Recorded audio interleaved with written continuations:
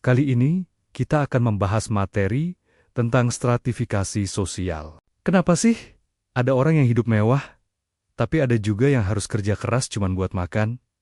Apakah ini kebetulan? Atau memang ada sistemnya? Nah, di sosiologi, ini disebut stratifikasi sosial. Stratifikasi sosial itu gampangnya adalah pembagian masyarakat secara bertingkat. Bayangin, tangga, ada yang di atas, tengah, dan bawah. Dalam kehidupan nyata, ini jadi kelas sosial. Kelas atas orang kaya, kelas menengah, kelas bawah kurang mampu. Menurut Robert M.Z. Lawang, stratifikasi itu pembagian masyarakat secara bertingkat berdasarkan kekuasaan, kehormatan, dan kekayaan. Sedangkan Pitirim Sorokin bilang, ini adalah pembedaan masyarakat ke dalam lapisan-lapisan. Kita masuk ke materi dasar stratifikasi sosial. Yang pertama, kekayaan, semakin banyak harta, biasanya semakin tinggi statusnya. Contohnya, orang kaya naik mobil mewah, sedangkan yang kurang mampu mungkin naik motor atau jalan kaki. Kedua, kekuasaan. Semakin besar kekuasaan, semakin tinggi posisinya. Contohnya, presiden punya kekuasaan lebih besar dibanding kepala daerah. Ketiga, kehormatan. Orang yang dihormati, seperti tokoh agama atau tetua, punya posisi tinggi di masyarakat. Keempat, pendidikan. Semakin tinggi pendidikan, biasanya makin dihargai. Misalnya, lulusan sarjana sering dianggap lebih berilmu. Kita masuk ke pembahasan dari ciri-ciri stratifikasi sosial. Ada beberapa tanda stratifikasi sosial. Gaya hidup beda, akses fasilitas beda, kemampuan beda, simbol status. Seperti barang branded, contohnya, orang kaya bisa liburan ke luar negeri, sementara yang lain mungkin cukup di rumah. Berikutnya fungsi stratifikasi sosial. Ternyata stratifikasi juga punya fungsi mengatur pembagian hak dan kekuasaan, menentukan status sosial. Jadi motivasi untuk naik kelas sosial dan memperkuat solidaritas kelompok. Selanjutnya, faktor penyebab stratifikasi. Kenapa stratifikasi bisa terjadi? Perbedaan ras dan budaya, pembagian kerja, kelangkaan, sumber daya, adanya perbedaan ras dan budaya.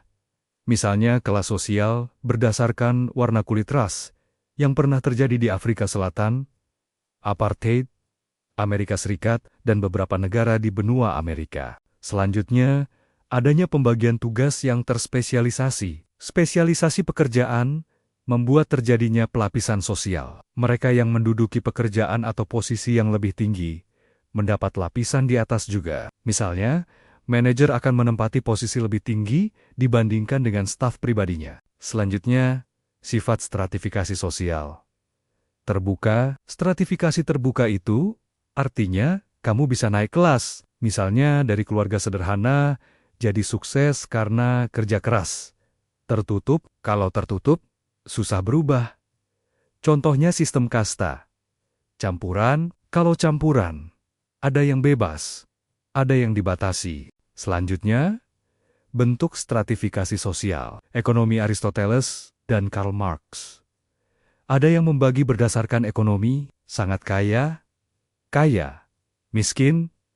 Kalau menurut Karl Marx, kapitalis pemilik modal, menengah, buruh. Dalam sistem kasta, masyarakat dibagi jadi 4, Brahmana, Satria, Waisya, dan Sudra.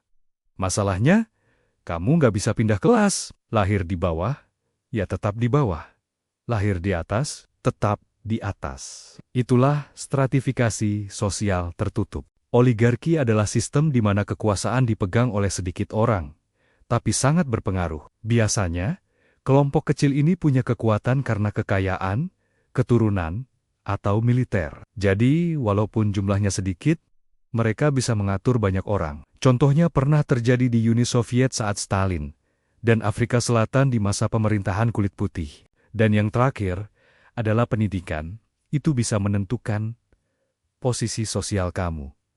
Ada 5 tingkat. Tidak sekolah, rendah, menengah, tinggi, dan sangat tinggi. Semakin tinggi pendidikan, semakin besar peluang hidupmu. Jadi, stratifikasi sosial itu adalah sistem yang membuat masyarakat terbagi dalam lapisan-lapisan. Tapi ingat, di sistem terbuka, kamu tetap punya kesempatan untuk naik. Sekarang, pertanyaannya, kamu mau tetap di posisi sekarang? Atau naik ke level berikutnya?